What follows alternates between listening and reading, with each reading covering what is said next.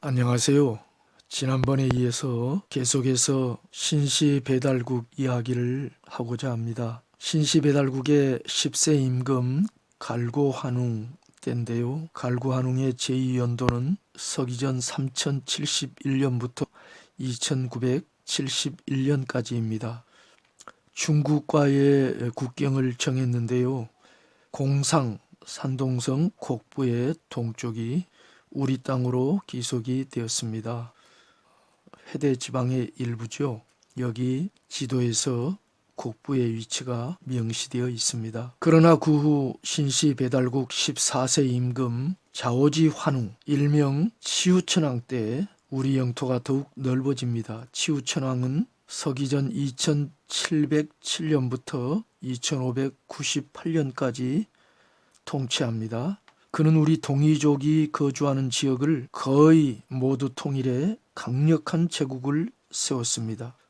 특별히 치우 임금은 철광 산업을 크게 일으키고 무기를 재련하고 수도를 백두산 북쪽 천평의 신시로부터 청구는 요하 동변과 서변입니다. 청구로 옮긴 후에 남서쪽으로 멀리 영토를 개척했습니다. 당시는 이미 우리 민족이 앞서 언급한 해대 지방에 널리 퍼져 있었습니다. 웅심을 품은 치우 임금은 이들 모두를 하나로 통일해서 강력한 제국을 세우고자 했음이 분명합니다. 치우 임금은 그래서 수도를 신시로부터 청구로 옮겼다고 했는데요. 이 청구가 어디인가는 지도에서 보다시피 오늘날 우리가 흔히 알고 있는 한반도나 산동반도가 아니라 요동반도 혹은 요하 유역이었다는 사실이 환단고기에서 확인됩니다. 단군조선의 30세 내휴 임금은 남쪽으로 순수해서 청구의 정치 상황을 돌아보고 돌에 치우 임금의 공덕을 새겼다라는 기록이 나오는데요. 청구가 치우 임금의 수도가 위치하던 곳이었기 때문에 치우 임금의 공덕을 새긴 거죠. 그 후 내유 임금은 서쪽으로 엄도콜에 이르러 분조, 단군 조선에 분립된 분립 조정들을 말합니다. 분조의 모든 왕을 모아서 열병하고 하나님께 제사를 지냈다고 단군세기가 말하고 있습니다. 내유 임금 때의 단군 조선 수도는 백악산 아사달, 즉 지금의 길림시였습니다. 이곳에서 남쪽이면 요하변이고 요하변에서 서쪽으로 꺾어져 내려가면 엄도콜, 즉 지금의 산동성 곡부에 이르게 됩니다. 지도에서 곡부의 위치를 확인해 보세요.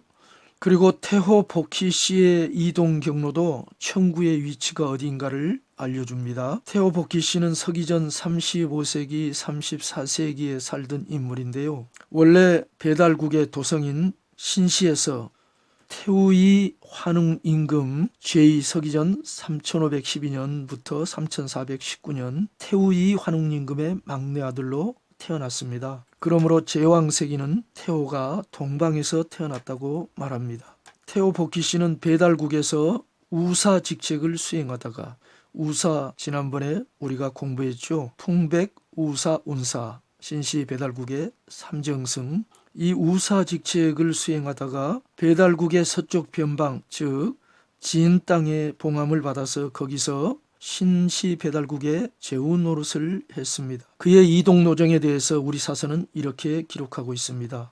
청구 낙랑을 지나 진 땅에 이주해 서토는 서쪽 땅 중국을 말합니다. 서토에 나라를 세웠다.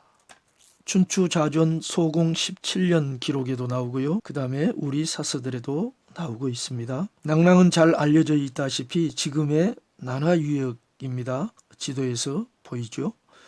신시로부터 청구를 지나 난화유역 그리고 진땅은 하남성 회양현 일대인데요.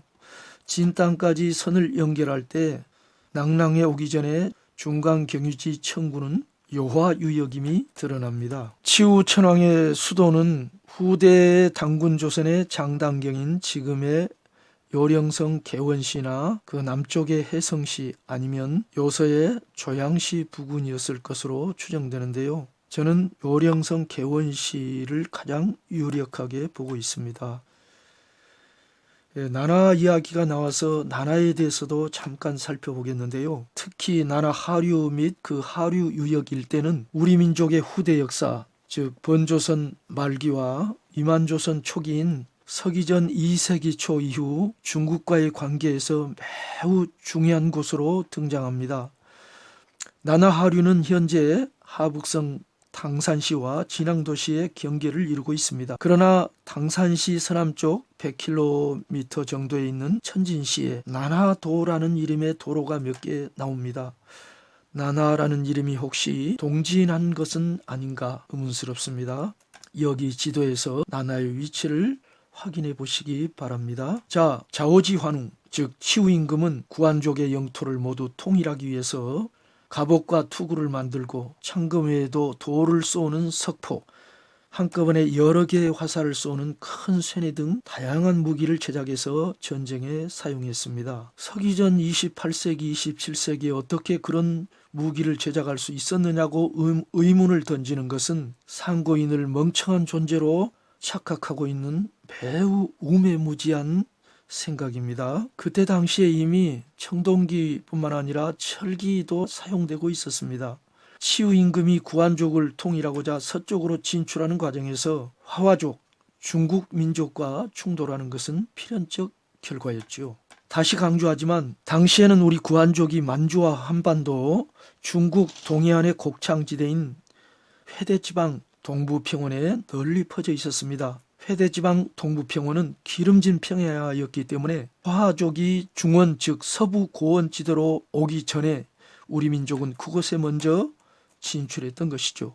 치우 임금이 우리 동이족을 하나로 통일시켜 제국을 세우기 위해 서쪽으로 전진하려고 하자 화하족의 임금 공선호는 일명 황제라고 하지요. 공선헌원이 제동을 걸고 나섰습니다. 어떤 전적에 의하면 공선헌원이 먼저 치우 임금을 공격해 왔다고 합니다. 좌우간 그렇게 해서 그 유명한 탕록대전이 발발합니다. 중국의 북경 지방에서 일어난 이 전쟁은 피가 냇물처럼 흐른 처절한 격전이었습니다. 이 탕록이 어디냐? 두의 통전은 지금의 북경이 옛 탕록이라고 말합니다. 북경 지방에서 벌어진 이 싸움을 비롯해서 치우 임금은 중국의 공손헌원과 10년 동안 무려 73회의 싸움을 치른 결과 12제후국을 흡수 통일하고 우리의 회대지방 즉 동부평야까지 모두 장악하게 됩니다. 싸움에서 치우 임금의 무기와 무력이 단연 황제헌원의 군대를 압도했기 때문에 그들은 구안족의 임금 치우 임금을 극도로 무서워한 나머지 훗날 치우 임금을 몹시 숭배했으며 심지어 오늘날은 그들의 조상 가운데 한 명으로 만들어 놓고 말았습니다. 치우 임금의 사적에 대해서는 다음에 계속 이어서 말씀을 드리겠습니다. 감사합니다.